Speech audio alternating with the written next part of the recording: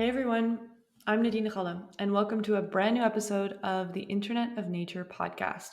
I'm so glad you're here. This week, I'm thrilled to introduce you to René Voogt. Rene is the founder of ConnectedGreen, a sensor based green monitoring platform for smart cities. ConnectedGreen is currently being used by a third of all of the municipalities in the Netherlands and many landscaping companies as well. Rene grew up in Boskoop, not a town that many of you will recognize, but it's a town famous for its horticultural heritage. This is where Rene developed his green thumb by working in several different plant nurseries. After studying geoinformatics and holding several positions at different GIS companies, including Esri, he saw the enormous environmental and economic potential of using the Internet of Things for the urban, green, and landscaping world. Rene made it his mission to develop smart technology for a greener world. And what more could we ask for on the Internet of Nature podcast? But before we get into Rene's story, a big thank you to this season's sponsor, the International Society of Arboriculture. The ISA is a global network that uses research, technology, and education to promote the professional practice of arboriculture and the benefits of trees. ISA exists so that professionals, allied professionals, public officials, and consumers worldwide recognize the economic, environmental, and societal benefits and values of trees and their care, and we thank them for their support.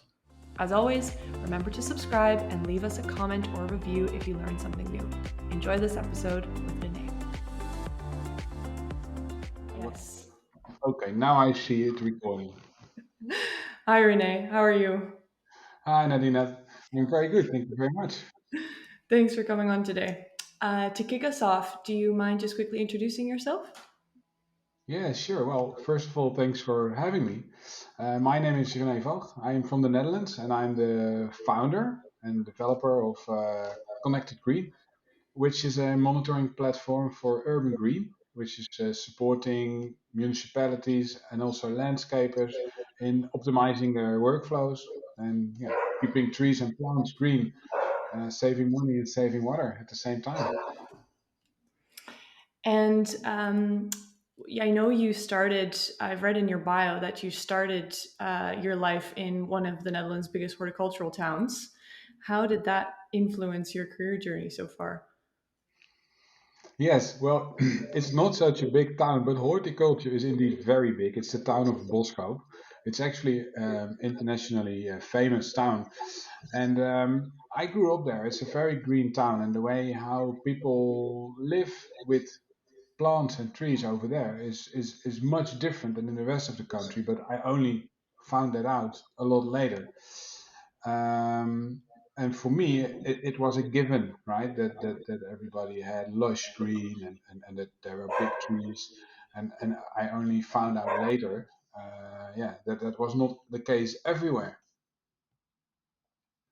And so you started studying in these different cities. And why do you think that bothered you that it wasn't as green? I know. Now the dog's barking. It's just not. But that's fine. We can deal with that in post production. Um, so you started studying in these different cities Yes. and you noticed that it was less green. Why did that bother you? Yeah, look, I developed my green thumb working, during my school holidays and everything at a nursery in Boskoop.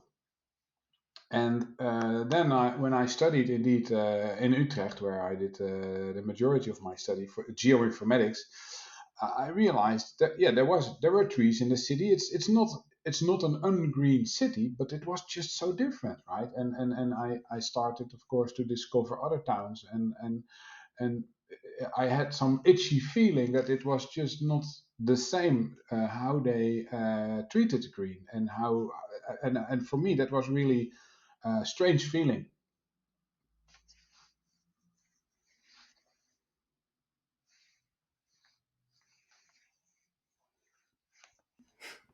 You mentioned already that you started in geoinformatics and GIS, which I think is one of the exciting technologies that we can use to kind of both protect and preserve and hopefully inform the better management of urban green. Yet you forayed into sensors. Why was that? Yeah, you're right. Well, I think for me it feels really logical, right? I developed a green thumb. I I know the value and how to apply green. I've done a lot with GIS. You're right, and this is used for urban planning, but maybe also for workflow planning. And I followed with a lot of interest the rise of Internet of Things, right? And Mm. I think it was 2014 or 2015 when I really started to see that this would become big. And then in my head, an idea started to grow. Like, hey, why aren't we combining this, right? Because if green is, let's say, behind, and if we Right. now have technology which we can use to monitor green and to visualize it in software, and then to let's say take action in real time or be predictive, um, why not create something, a system that combines the best of everything, right? Of my past, so to speak. And then we started with developing a sensor and an application for consumers. And we found out something pretty disturbing, actually, that those consumers, we did a lot of market research, and we tested prototypes and everything. But it turned out that the average consumer just is not willing to pay any money for such a system, Right. which illustrates, I think, the way how people look at green. Hmm. And it's in principle, I mean, it's illustrative that in the Netherlands, paved backyards, so let's say the percentage of paved backyards is still increasing. Yeah. Low maintenance, not wanting to have to deal with it, maybe planting a tree, but if it dies, not replacing it. Where do you think that stems from? Yeah. Well, first of all, I think it's a big misperception if a paved backyard is low maintenance, right? Because Yeah, then that's for sure. they turn green, or plants, they start to grow through the cracks, so then they're going to throw roundup on it, which even worsens the matter. um, but I think in the Netherlands especially, it comes from, we are a small country and it's very organized. Hmm. And that goes, let's say, top down, but also bottom up, right? People want their little plot to be organized Yeah, and easy to yeah, maintain, definitely. unfortunately. So you were saying that amongst, private consumers using this to keep their green alive wasn't such a big hit on the market. But I think one of the areas where you have had a lot of success is actually doing the monitoring of public green space. So I think just to give the viewers and the listeners a little bit of context in terms of how that process works. So typically, if we just look at trees, if a city wants to plant new trees, they typically subcontract a party to do that, and that party plants the trees and typically has a warranty of anywhere between 2 to 5 years in terms of keeping that tree alive and getting that tree established. And in that time, it's very much in the interest of the party that is planting the trees to keep those trees alive. So is that who you're working with, or who are kind of your clients with Connected Green? Yeah, well, it's great that you are describing the mechanism there, and I think it works in many other countries besides the Netherlands in a similar way. Yeah, So and I've heard you use the term before as well. We use the follow the money principle, right? So the consumers are not willing to pay, right? So then they'd rather let a plant die than to replace it, right. yeah.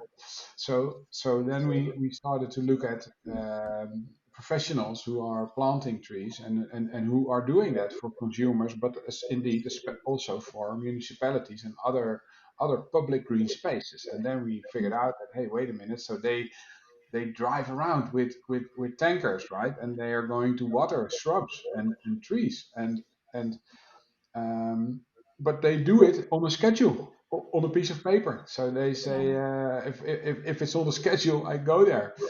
And indeed, there is by law, they have to at least give a growth guarantee for the first year, and then often the contracts are 3, 4, or 5 years. right. Um, and in all those years, the contractor is responsible for maintaining. But the governments, let's say the municipalities, are asking to do it in a transparent way and in a sustainable way. And in a So for us, sustainable way, yeah, as in not going there unnecessarily, because I don't think people realize just how many resources go into keeping trees and other greenery alive in cities. I think that's something that we kind of take for granted. We think that we plant a tree in a city and it immediately yeah, starts sequestering carbon. That's not how it works at all. In fact, there's some research, I've talked about this before, but there's some research out of Chicago that a tree actually becomes it doesn't kind of reach its break even point in terms of sequestering carbon, emitting carbon until it's between 26 to 33 years of age. So you need that tree to be growing there for a very long time before it starts doing one of these things that we've come to rely on trees for, which is sequestering carbon. So is that, what do you know in terms of giving trees the right amount of water at the right time? What does that lead to in terms yes. of establishment? Yes, well, so indeed, so I think because that's the green heart, right, that we have. So besides the economical business case of just not wasting water and other resources, indeed, it's super important. I mean, the first couple of years for trees are super important. First of all, to establish, so to speak.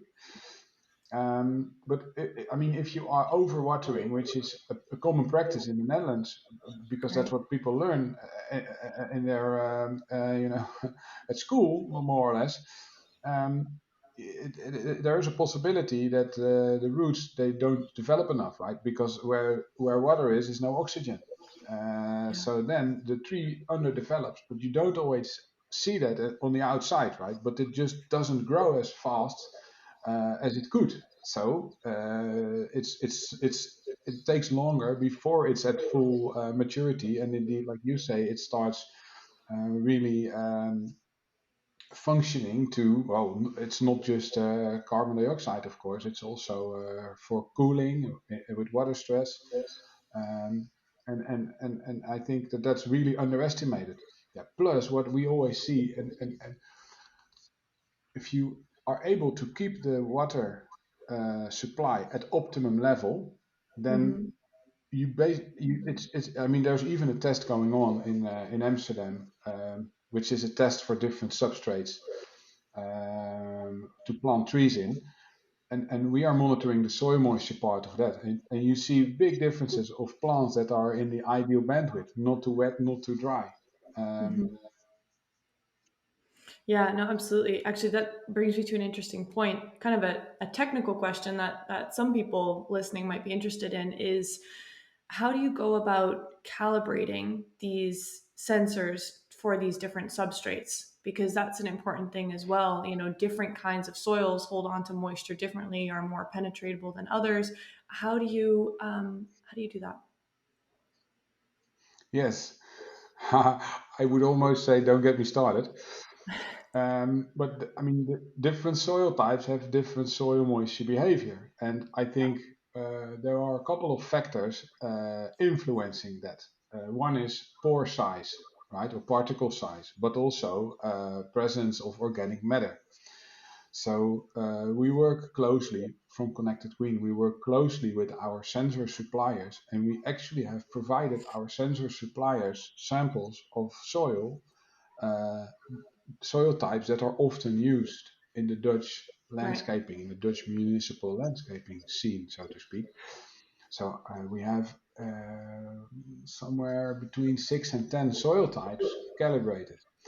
Um, and this is crucial, right? And it's interesting to see that if you have a more sandy soil, then the percentages should be more to the lower end, right? So maybe between 6 and 16% of soil moisture is ideal. Then it means 18% would be too wet. And then if you Mhm. have a soil which is more contains more clay, 18% could be too dry. Well, this is Right. actually for many people the black magic of what we are doing. And we have a traffic light indicator in our dashboard, which is very simple. But we often get questions like, hey, how is it possible? This one is red because it's too dry, and this one is red because it's too wet, and it's the same percentage. But that also indicates the lack of knowledge on that Yeah. matter, which is not, I mean, it's not a complaint, but it's more like an observation. Like, wait a minute, aren't the folks who are planting trees and maintaining trees, shouldn't they have to know this? Hmm. Yeah, I think it speaks to a larger problem within arboriculture, which is, I think, slowly changing. But this kind of age-old adage in arboriculture, which is this idea that you should, plant a $5 tree in a $50 hole, right? That we often undervalue just how important the soil volume and the quality of that soil is before we plant trees. Do you see that changing? Because I could imagine being able to observe things like this provides you with the grounds to say, hey, it's really important that we know what's going on underground before we start Yes, planting trees here if we want any chance of them surviving or thriving for that matter.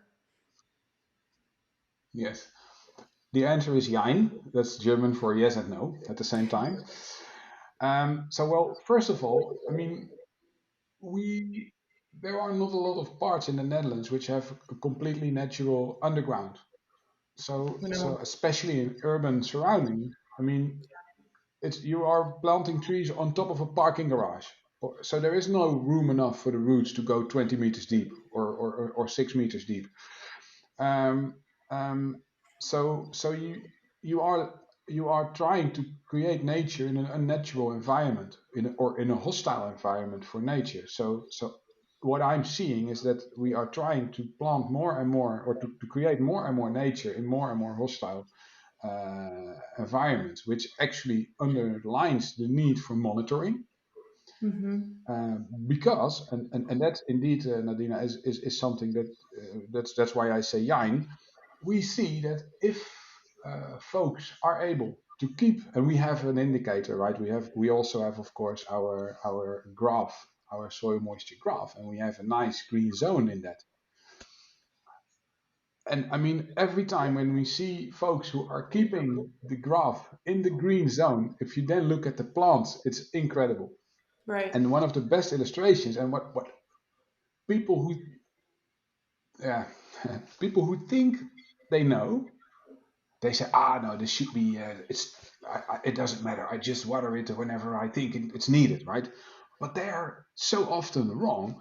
And it's funny because we have programmers, right? And of course, the programmers, especially in the early versions of Connected Green, they were working with the sensors, and they had a plant, and we actually published that, so you can find it somewhere back a couple of years ago on our Instagram page, the famous office plant of the developers, because it was growing so big that the leaves were actually hanging on the on the desk, because they kept it in the green zone, and it was Right. growing like crazy.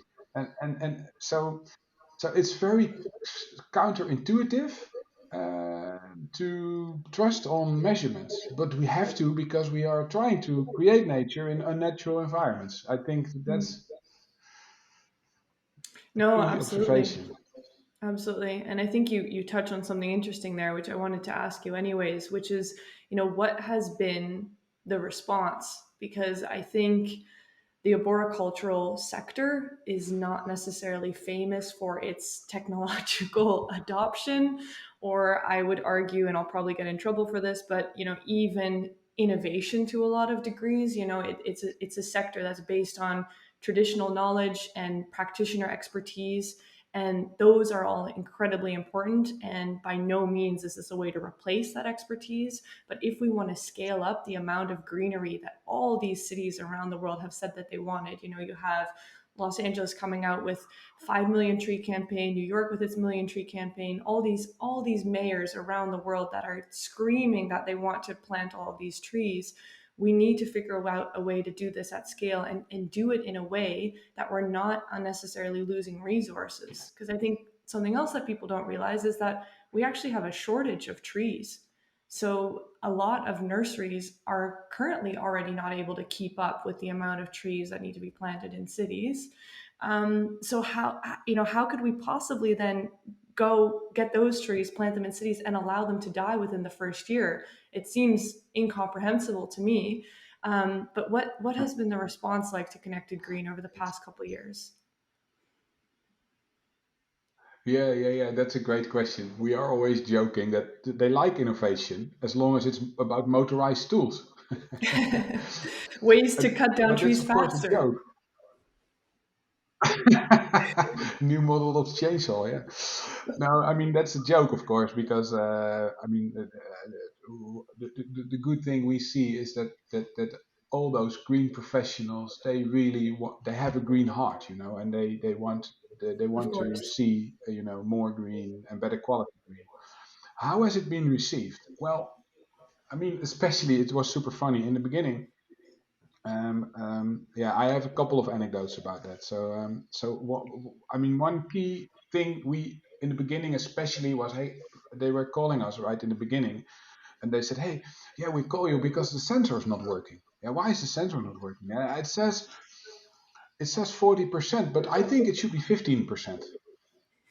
Okay, and why do you think it? Yeah, because that's just my feeling. That's how I think it always is.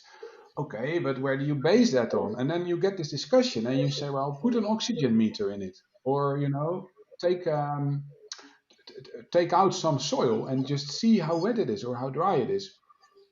So, so I think that now we don't get those questions anymore, right? They know the sensors are working. So then there is one phenomenon which is super important. What we have um, seen, which not a lot of people know and understand, which is hydrophobic soil. So then the second question that we always got was, hey, we have watered a tree, but we don't see it on the sensor. It doesn't give a peak. What's going Mhm. on? Well, and we measure at root depth, right, which is where you need the water, where the tree is taking the water. So, yeah, I've watered 200 liters, but it's not showing on the well. Then it has washed away. Yeah, how is that possible then? Well, it's not infiltrating in the soil. Why not? Well, because it's too dry, and there has been done some scientific research to hydrophobic soil, and I think soil scientists, they know about it, but general landscapers or contractors, they don't really know about it. But Mm. soil can become hydrophobic really rapidly, right? If it's, let's say, 35 degrees centigrade for a while, then I mean it can happen in 5 days. But it means you water your tree, the soil is moist enough to absorb the water. After 5 days, it's too dry and it doesn't absorb water anymore. Right. But then the sensors give you another indicator, right? Because it means that you have to go in earlier.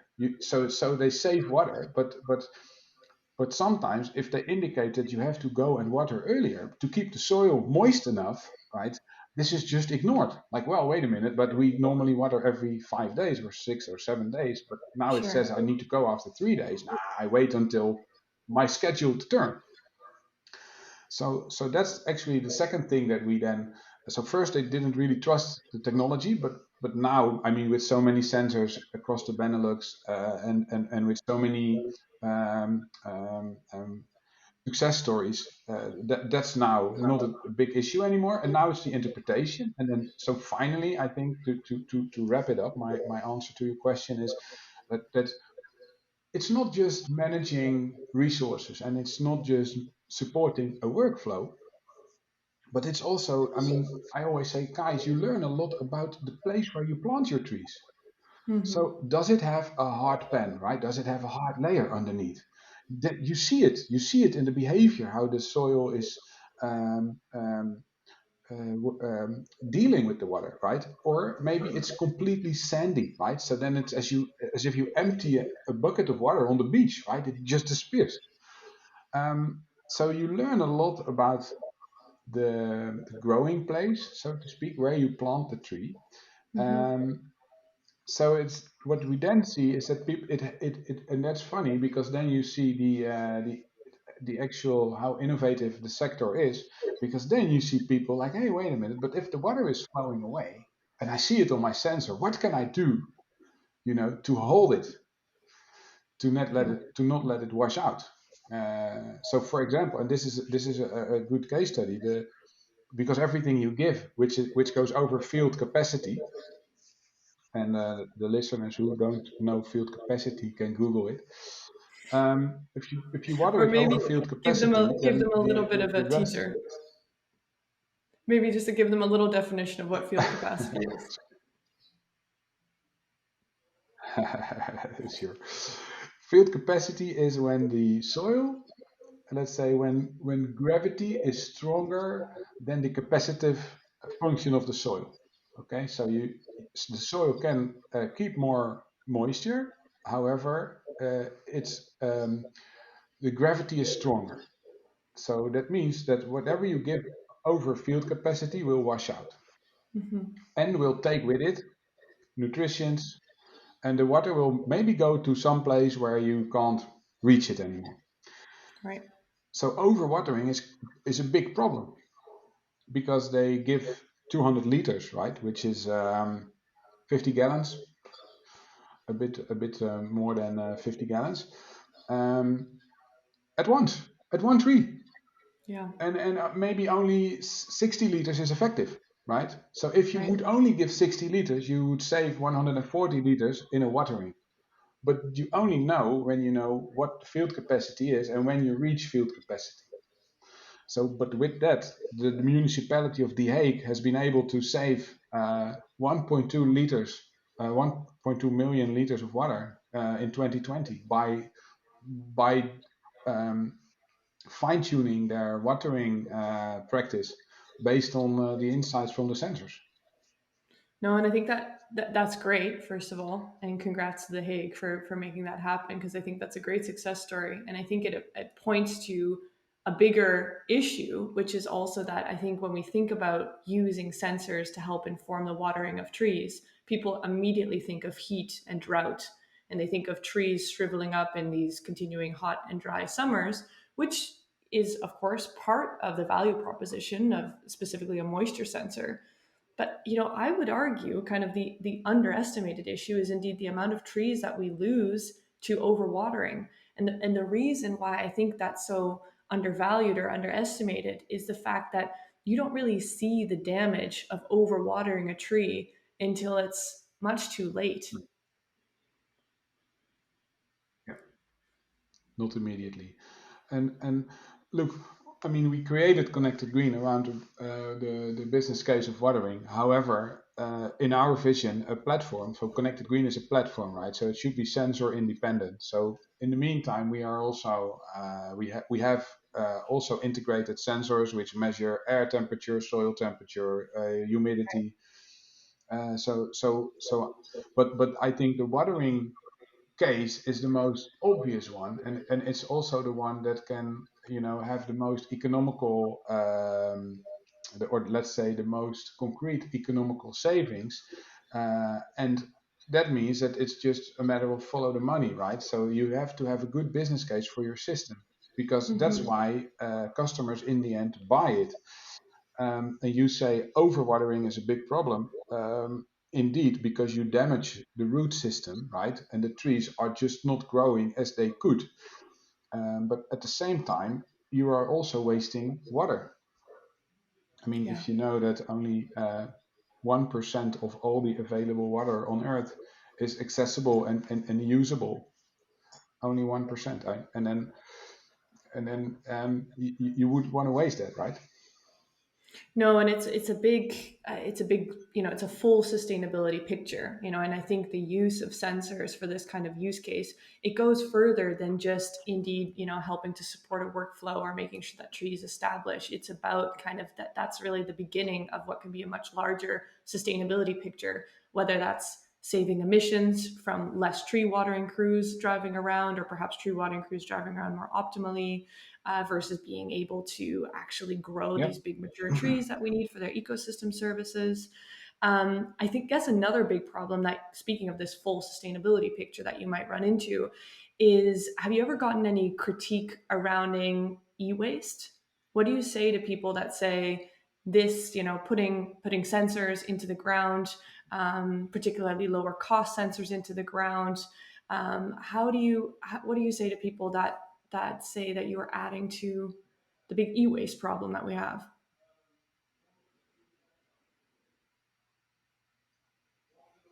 Yeah, look, I think that's a very valid point, and it's something that we are continuously, working on to improve. But like I said in the beginning, first of all, I think by having the ambition to create so much urban green in places where it's never going to grow, on a wall, on a roof, on the roof of a mall. So you have to monitor it, left or right. You have to monitor it. And I mean, I know there are many people who are very much focused on drought-resistant trees and plants and everything like that, and we fully support that. But we see that also drought-resistant trees Yeah. need a couple of waterings in the first year, right? Yeah. So and we are now working with our main sensor supplier to they have the vision to come with a sensor which is according to the Fairphone principle, right? So you have different elements that you can put together and that you can take apart and recycle, which is, I think, a great idea because we don't want to create, to solve one problem and at the same time creating another Yet problem. another. Yeah. No, absolutely. And I think modular design is definitely one of the key ways to help alleviate that problem. Another, I would argue, is also being really strategic in terms of where you place sensors and trying to minimize the use of sensors, but still maximizing the value you can get Yes. out of them. So how do you do that calculation? Well, that's another great question, Nadina, because we get this question. I mean, we always get the question, yeah, how many sensors do we need? Yeah. And it depends on the homogeneity of your planting area. So if you have, let's say, a big building which is covering half of the planting area with shade for half the day, it's going to be wetter over there, right? Compared to the part that's the whole day in the baking sun. So then you can either say we put two sensors, or you can say, well, you put one sensor in the driest part. Mm, So, but it's all about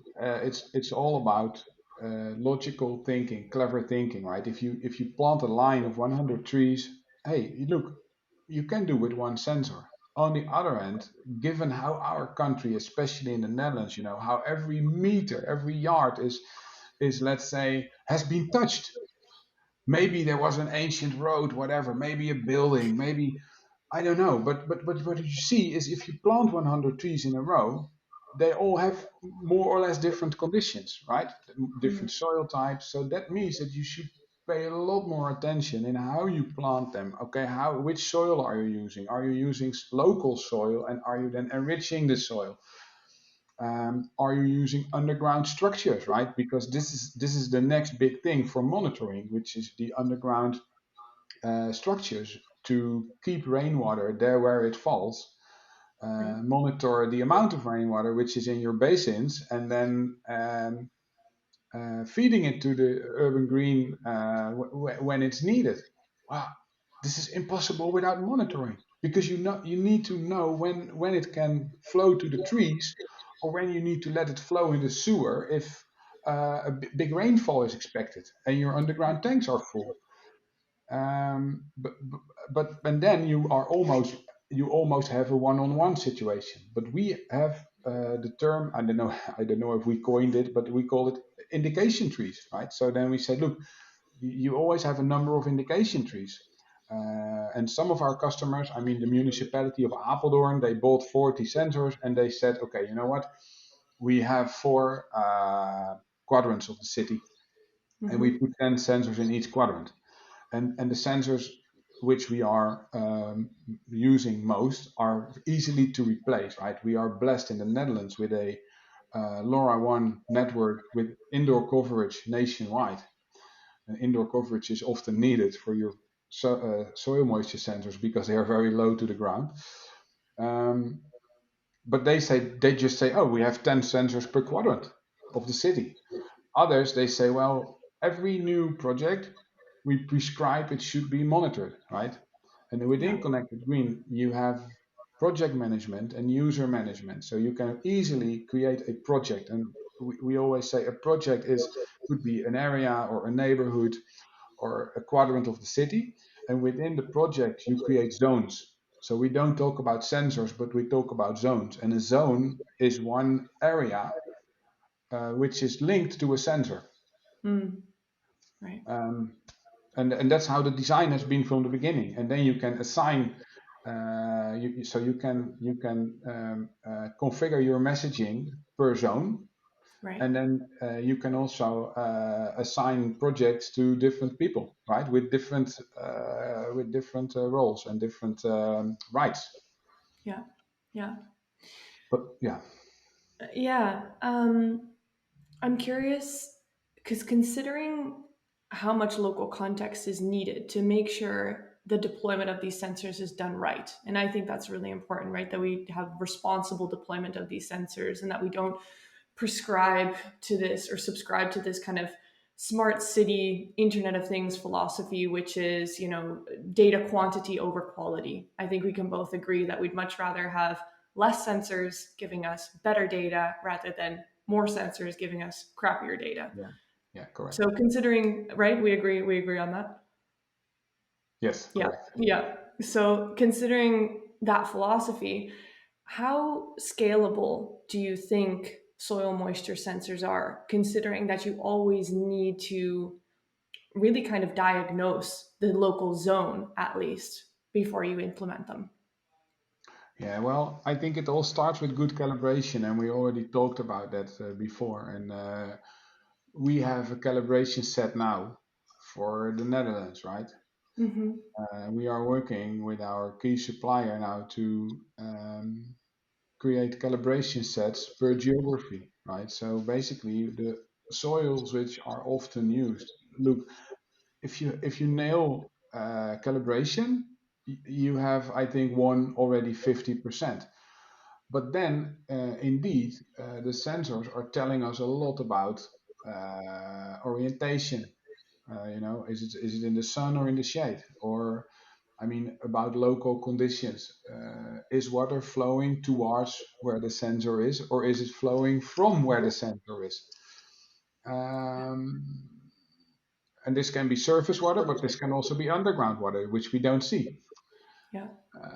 But I think that, yeah, this is just a necessity, right? It's just something that we have to accept as if we want to benefit from urban green, and if we want to optimize it, and as was discussed in one of your earlier podcasts, right? If how much information you can get from the sap stream of a tree about how healthy the tree is, but also how much the tree, how hard it is working for us, right? Mm. Um, and for me, that was really an eye opener that you could. On the outside, the two trees can look the same, but the one is functioning and the other is not really functioning. Yeah. And if we want functioning trees, because if a non-functioning tree is more like decoration, we need functioning trees. So we need to make sure that they can function. To me, that's logical. But maybe then this goes back all the way to my work at the nursery when I was at school. It's logical for me. Yeah. But Yeah. it was also logical that you have lush green in your town. No, exactly. Yeah. I'm curious. So we've talked a lot about the Netherlands, and you mentioned in the beginning you had projects in the Netherlands and in Belgium. Does Connected Green have international ambitions? Well, certainly. The interesting thing is that we already have developed some international contacts. However, we are in a position here in the Netherlands. We are in a position here in the Netherlands where you see that we have a lot of non-irrigated or manually irrigated urban green. And for Northern Europe, this is quite common. But as soon as you go, to the south of Belgium, to France, and further south, it's all irrigated. And then there are different dynamics. Because then it's about irrigation control, right? Um, So we see that there is a lot of that the knowledge and the insights from Connected Green are essential, right? And that they are not applied in a lot of international cities, right? So, but it's already like you said earlier, you need localization, and we are now working with some underground infrastructure manufacturers to create monitoring for the combination of blue and green systems, right? And that becomes more that's more I think generic to be applied all around the world. Right.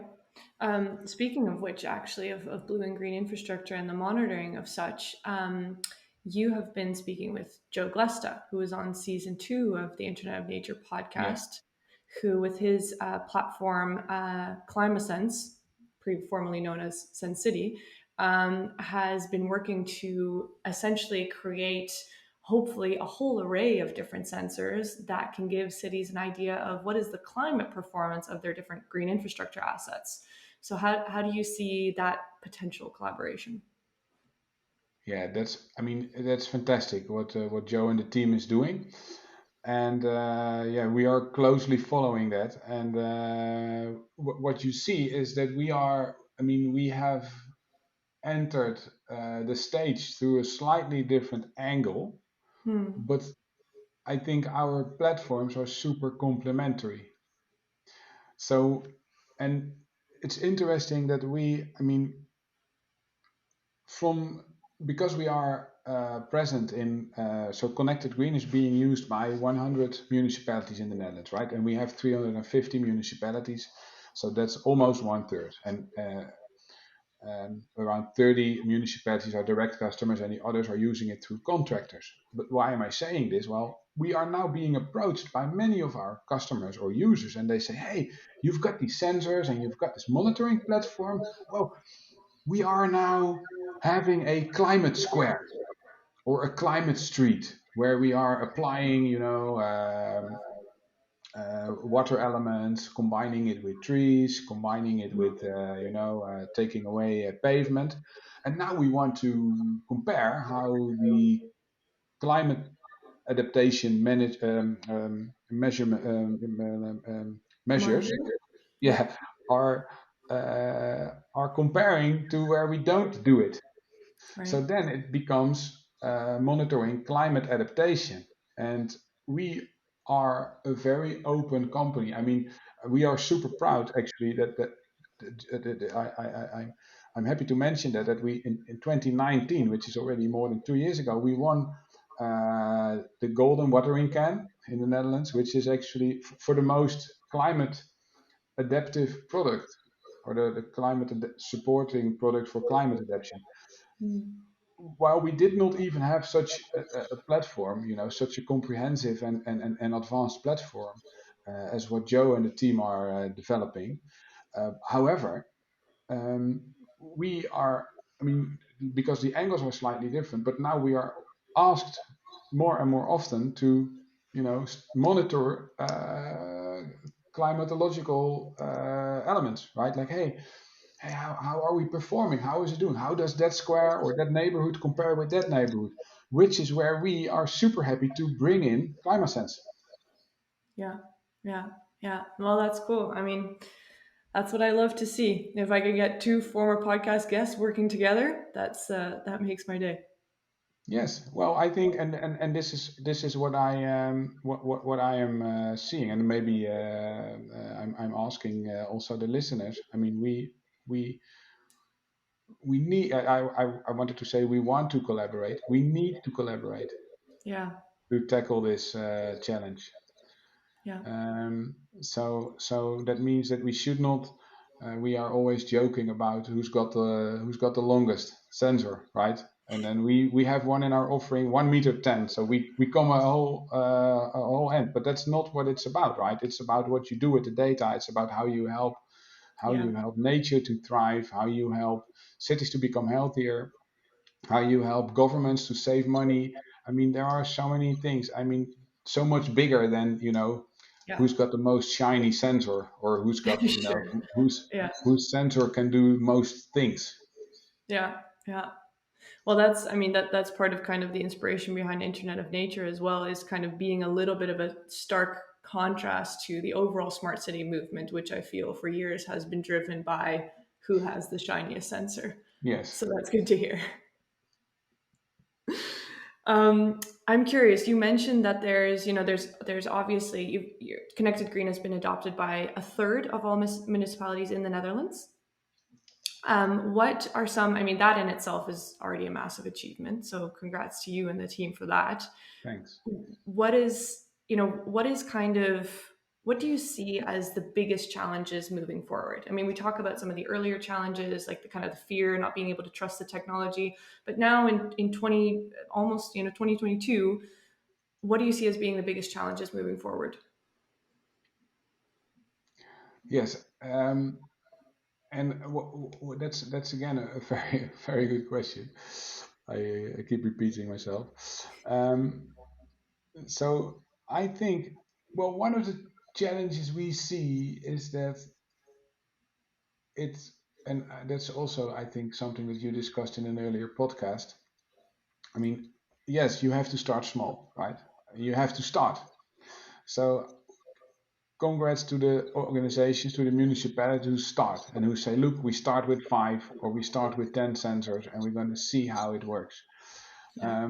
But I think it's the challenge now to make it become mainstream and to say, hey, I mean, we don't want to put a lot of e-waste in the environment, but on the other hand, if you want to plan your workforce, if you want to plan your vehicle movements for your entire watering force, 10 sensors is just not enough, right? No. So then they have to move past this Pilot phase. experimental phase. Yeah. Yeah, exactly. And which we see some municipalities do, and they apply it and they learn together with us, and then you see the benefits, and then like what I was telling about the municipality of The Hague, we learn together, and that really brings it brings it further, right? So they changed their I mean, some municipalities, they changed the mix of the soil that they are using. They changed the structure of how they are planting trees, right? And that's what we want to achieve, right? Wow. Because then it starts to scale, and we wish that it would go quicker, but that's, of course, we have a seasonal nature. First of all, I mean, everybody wants their sensors yesterday when it's May or June. They're calling us all the time, and if it's November, it's a bit less stressful. Hmm. Um, but we hope that the soil moisture sensors and that the nature sensors, right, the Internet of Nature, becomes a part of the grown up, let's say, the grown-up data-driven infrastructure. So what sometimes you see now is that they have air quality sensors and da da da da da, and that's all very important, and they're talking about it. And at the same time, there's the green department. They are actually saving water, making more beautiful nature and all of that with sensors. But then the smart city department sees a bit like, oh yeah, that's the hobby, from the green guys. Well, no, it Right. should be mainstream, right? It's the Internet of Nature that should be part. I mean, it's a subsection of the Internet of Things. So if you are a smart city, make green a part of it. Yeah. Where do you think that comes from? Where So do you think that attitude comes from the smart city guys? mm, because I think, and that's just something that we see across across the area we are working in. Nature, I mean, you only miss it if it's not there anymore, Yeah. and Take it for it's got a granted, we see. delayed effect. Exactly, and it's got a delayed effect, right? An indirect effect. So you plant Mhm. a tree, and after 20 years, I mean, it's actually starting to work for us. Yeah. Yeah. How can we change that? How can we change, sensors are one part of the story, but how do you think emerging technologies in general could play a role in changing that Yes. mindset. And the reason I ask is I spoke to, I don't know if you know Mark Bode and Willem de Feiter from Tree Collective. Yes. Well, I know tree collectors. Yes. Yeah, I spoke to them also on this season of the podcast, and what I feel like they're really their main driver is using technology to change the way that we value trees, and therefore change our long-term mindset, as you were saying. They're Yes. using, blockchain and RFID tagging to do that. But how do you see the role of technology in that journey? Well, I think that what we see happening is that the actual events, in nature are now uh, bypassing the speed. They're overtaking us, right? Speed wise. Yeah. So I think that now heat stress is becoming a cause of death, Mm-hmm. right, in Europe. So that means that now it comes on the radar, and if nature can help against heat stress, then you need to measure it, right? Where is the heat stress? How does nature help? So what I see happening, and maybe it's wishful thinking, is that we start to realize, more and more people start to realize the benefits of urban green, and I mean, dads are protesting for healthier air, right? Yeah. People want to eat food from which is grown in the city, right? So urban agriculture is now for up to responsible for up to 20% of food production. So I Yeah. really think that it's just a matter of time, and that we just have to make sure that we keep we keep quantifying, and we keep yeah it needs to be a proper data driven way of working. So let's put it that way. So um, and now it's often indeed a small project, more or less a hobby project. It's not really being recognized, so it needs to become mainstream. Yeah. Yeah. And how? Yeah, well, I think that's more or less it's forced upon us by nature.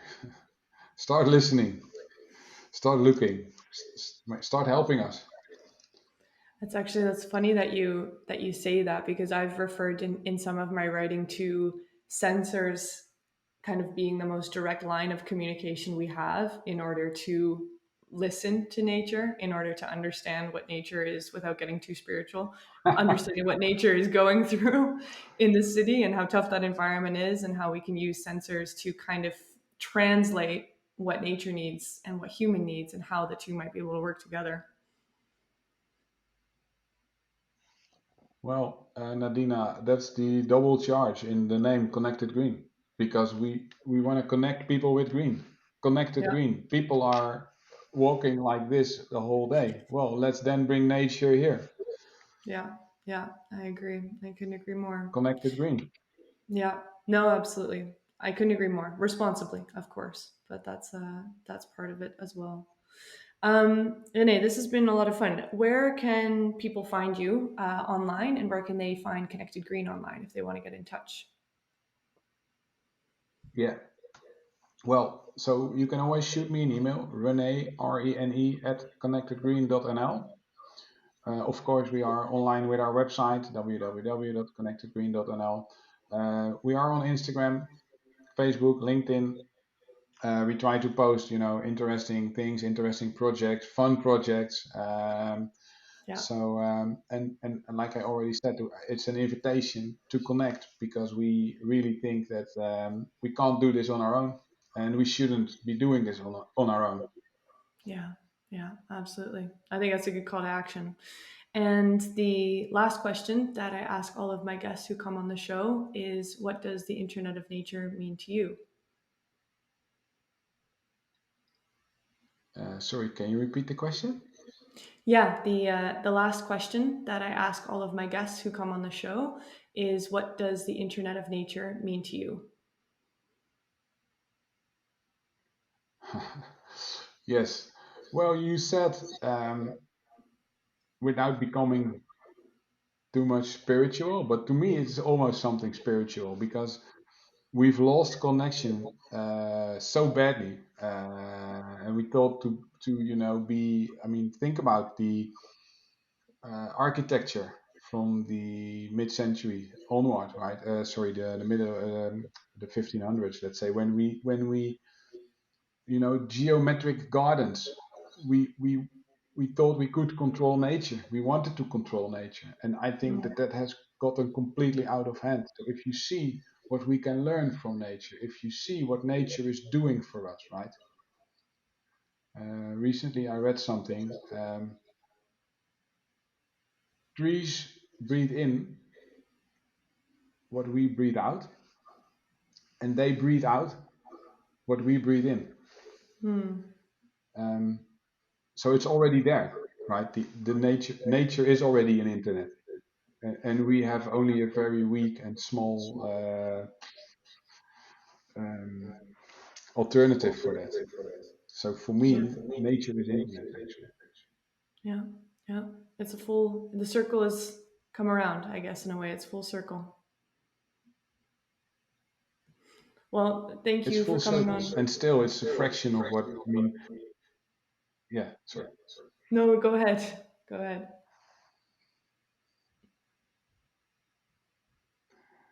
No, what I wanted to say that if you, I mean, if you know that trees are helping each other, by sending nutrients to weaker trees uh, through the root systems, that they are communicating, and there's only this much that we know, right?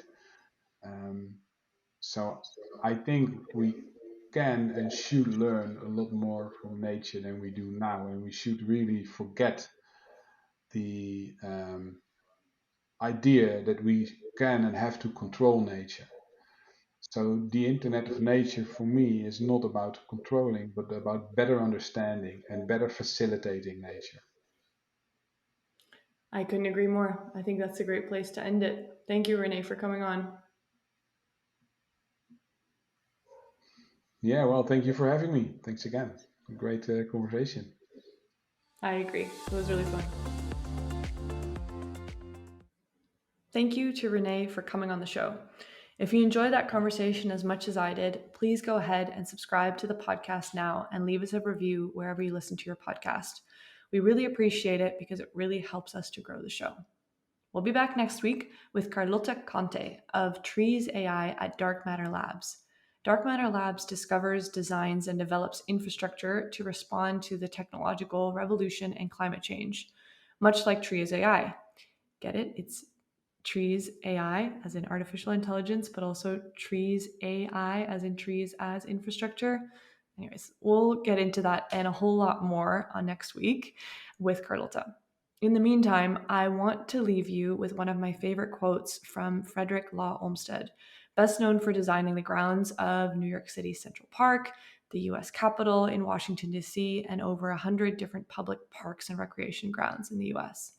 He wrote that beautiful natural scenery employs the mind without fatigue and yet exercises it, tranquilizes it yet enlivens it, and thus, through the influence of the mind over the body, gives the effect of refreshing rest and reinvigoration to the whole system. End quote. This is the reason we need technologies like ConnectedGreen to give us these green spaces for everyone, to make sure that they establish, to make sure that they're accessible, to make sure that citizens can get engaged in their care, that they can feel a certain sense of ownership for them. There's no time, I think, like we've had in the last 2 years that have really made the importance of these green spaces more apparent. And I encourage you to get out this week, this weekend, and explore one near you. And lastly, I want to leave you with a little message from the show's sponsor, the International Society of Arboriculture. We want to invite you to learn more about the benefits of joining this network dedicated to promoting the professional practice of arboriculture and the benefits of trees. Membership in ISA connects you to an international community of like-minded professionals in the fields of arboriculture and urban forestry. As a member, you'll receive discounts and other exclusive opportunities. For more information, visit www.isa-arbor.com/membership. That's www.isa-arbor.com/membership. nurseries.com/membership. Check it out. Thank you for listening to the Internet of Nature podcast. The show is a NA Media production.